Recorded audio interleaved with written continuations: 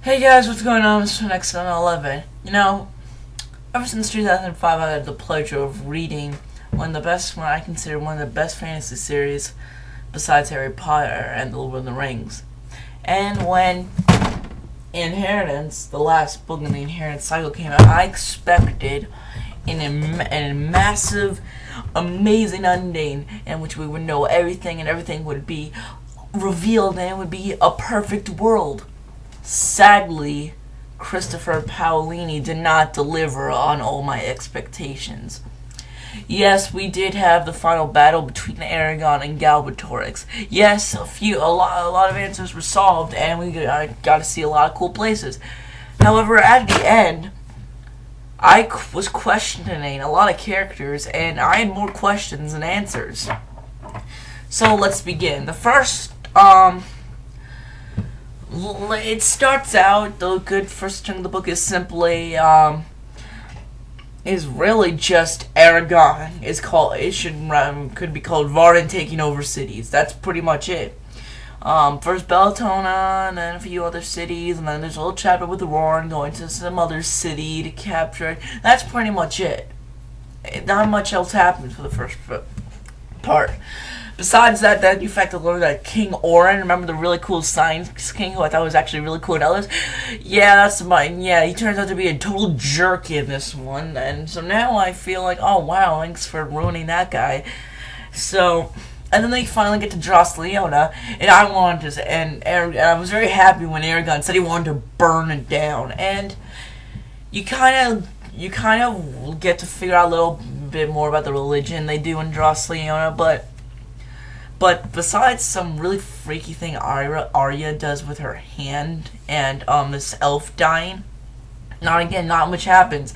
Sure, there's a little fight between Thorn and Saphira, but also nothing else happens. But then and probably I guess maybe, I don't know, like 250 pages into this 800 books, things finally start happening when Nasuwara gets kidnapped by Murtagh, and so I don't know what she was thinking, but she decided to leave Aragon in charge. Who the heck would leave Aragon in charge? But we finally do.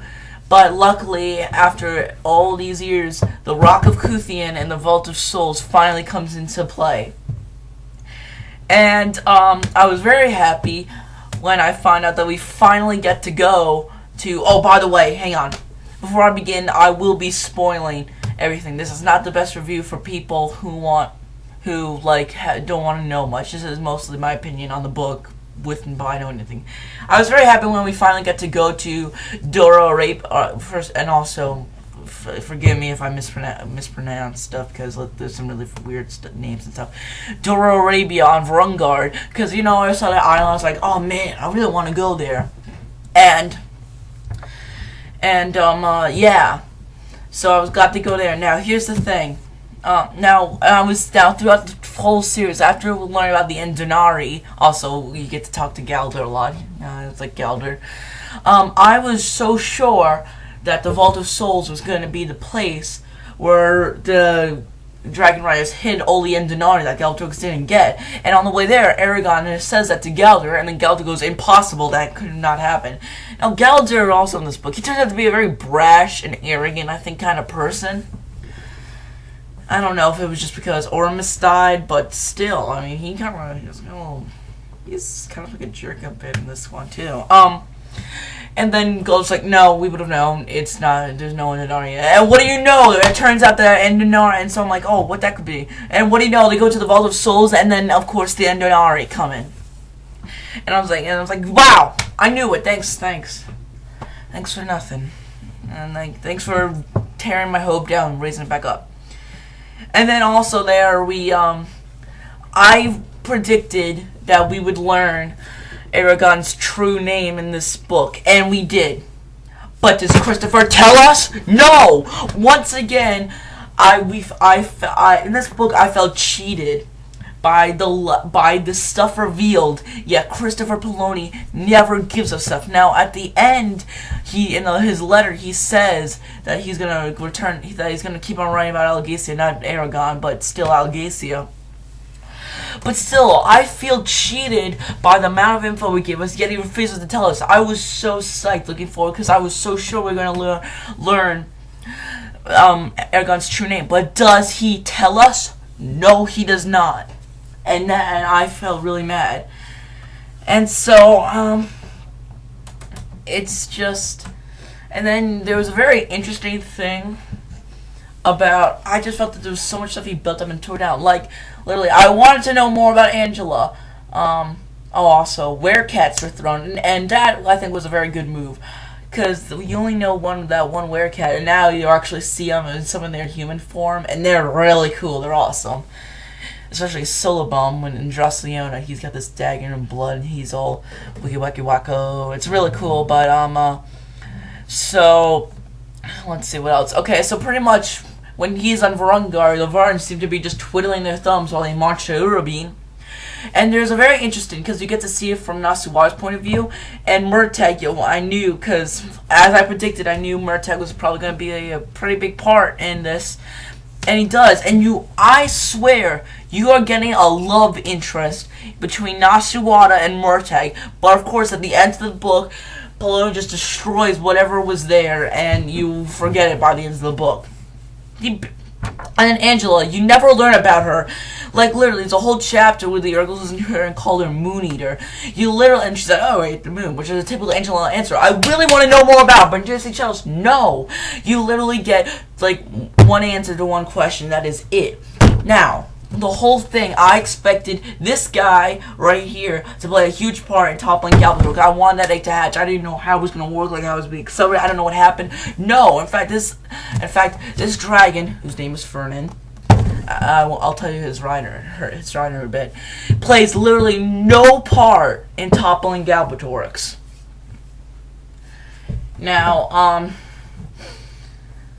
so once again, and so then when you get to Urabine, he comes back to Urabine with Aline Denari, and so, and also, one quick note, on Varungar, there's this, like, apparently during the battle, some elf decided to turn himself into a nuke and blow up, so there's, like, this radiation everywhere, even though it's not called radiation because it's fantasy. I bet it's radiation, they just don't know what it is yet. So yeah, I'll get back to that. Remember that, I'll get back to it in a bit. So, you get to Urabine, then, after, Aragon explains to everyone, King Oran's like, this sucks, we're all gonna die, I can't believe you're holding on information, blah, blah, blah, blah, blah, he's an idiot. Roran kind of punches, almost kills him, or they almost fight, at least. And then, like, the fight begins, and pretty much he gets Elva to go with him. He actually kind of talks down Elva a bit and makes her feel like really bad. So she comes with them, and they go to all the traps and stuff, and then Galbatorix like, bam, oh, I'm good. I'm here, I knew. And apparently he has learned. Meanwhile, outside of Urabine, there's a guy named Lord Bass, who's like the leader of the troops. He's killing everyone. And, I was actually surprised. I expected a lot more main characters to die in this. Literally, only one character of any significance goes down, and that is, huge spoiler alert, is Lanzati. I mean, seriously, I was totally expecting so much more people to die. Like, I was totally... And then I found out all that is Lanzati. Now, not that I think Lanzati it was cool, because like, thus I curse you, Bart, son of Berenger. And then he goes like, boop, you're dead, is Lanzati. But still, is Lanzati? That's it? Just is Lanzati? I'm sorry, Poloni, but what I think... I mean, seriously, look at Deathly Hollows. Major spoiler. Fred, Lupin, Tonks, Dun. I could name many more, but they're all dead. Like, look at how many characters she killed off here. And, like, the dead, Cedric, Sirius, all dead. I mean, and all we find here is Lanzati. Aragon needs a much more traumatic experience. Come on, he didn't even know really Lanzati that well. I didn't seem too sad or stuff. She's like, oh, my mom's dead. Who cares? I haven't seen her in like 50 years. I'm an elf. Blah, blah, blah, blah, blah. And then finally, so then they get engaged in this final battle, and then it's really cool because then Galbatorix is like, oh, la la la la la la la la, I'm talking to you in my really sweet voice. Sadly, you never really get to meet Shurikane that well. Shurikane's just kind of there. Like, literally, like, what happens is that Murtagh and Aragon have a fight just so, like, Galbatorix can, like, see who's the better one. And then literally, Aragon comes out of nowhere and starts to make the king go crazy. And then Shurikane's just like, and then after the fight though, Murtagh finally realizes, oh hey, I think my true name changed. I guess I don't have to follow the king anymore. Die. He's like, it's like I am not the same person I am. He's like, now I have Thorn. Now it's more than just me. And then he's like, oh, revelation. And then he realizes, like, Thorn, sick him! And, so then Nag finally comes into play. But literally, Shurikane's just there. He literally is just watching. He feels hatred. Then suddenly, Saphira, Thorn, and Iroh with the Dothtier, which you'll find out in the beginning of the book, just kills him. Like, he's there. I wish I had learned more about him. I want to know more about him. I know he was insane stuff, but I really like to feel him. I feel all the other dragons, but is like really important, and so Galbatorix dies at the end. No, not the end. Instead, there's like 100 more pages left. So let's start with first now, and it's just so sad the lack of effort we're doing. So anyway, it turns out Galbatorix knew the name of names, the name of the ancient language. So now he controls all magic. But anyway, he finds it out. So after the battle, Thorn and Murtagh just go by some river. And so, and by the way, also save Nasuon in the process. And they get the old Dandan Arning eggs. Now, Yandan, here's where it goes. First problem. When Murtagh gets there, he literally seems to have forgotten his whole love interest with Nasuon. Sorry, let me just fix that camera. Hang on, darn it. He forgets his whole love interest with Nasuon. And I just feel like I expected more. I wanted them to have like a relationship or something, because I thought those two were good characters and they should have their own stories. But no, he's just like, yeah, me and Thorn are gonna go in the woods. Thorn, I finally will get to meet him. I love Thorn. I actually think he's actually personally one of my favorite dragons. I don't care what you say, Thorn is really awesome dragon. But sadly, and I was really looking to get to know more about him, but just like Shurikane, he's just there. He says one line, thank you for not killing my rider, Aragon, and then just fly off into the woods and never to be seen again. Literally. And so then you use that Nasu, and so after more bickering from Orin, you go, no. So I did everything, you didn't do everything. Surtur gets bigger, Nasuon becomes queen, Tarim becomes its own city-state, because apparently they're like, F you, Nasuon. And so, yeah. But what happened and so then Iron disappears after her mom's funeral, and she brings the dragon egg with her, because she says the next one should be shouldn't be an L. And lo and behold, Ira is Fernand's rider. Darn it, you couldn't have been more predictable. You could not have been more predictable, Paolini. I came into this book and I said it's either going to be two people, Nasuon or Arya. One of those two is going to be it. And it turns out I was right. And apparently, Fernand and Saphira are in love. So yeah, apparently, although I would have liked it if Saphira laid an egg, because that would have been really cool. But she doesn't. Oh, by the way, in Varangar they also found a lot of eggs too. They're not the last four. And so but Aragon is also the new teacher of the riders. Well, the rides haven't really started yet, and he's trying to solve the problem with the Urgles, because the Urgles are like, we must fight eventually. And so, Aragon's principal is tasked. Now the problem is that he can't. Remember back in the very first book how Angelus said that he's going to leave Algacy forever. That does happen. It's not how expected, though. Because what happened is that I always thought he was going to go out in the ocean to this way on the map, out into the ocean, when he really goes this way into no man's land. And why does he do it? Because he can't find a good place for the Anjanari. No matter where he goes, he can't check his speeches and stuff. But here's the problem. He learned the name of names, so now he controls all magic.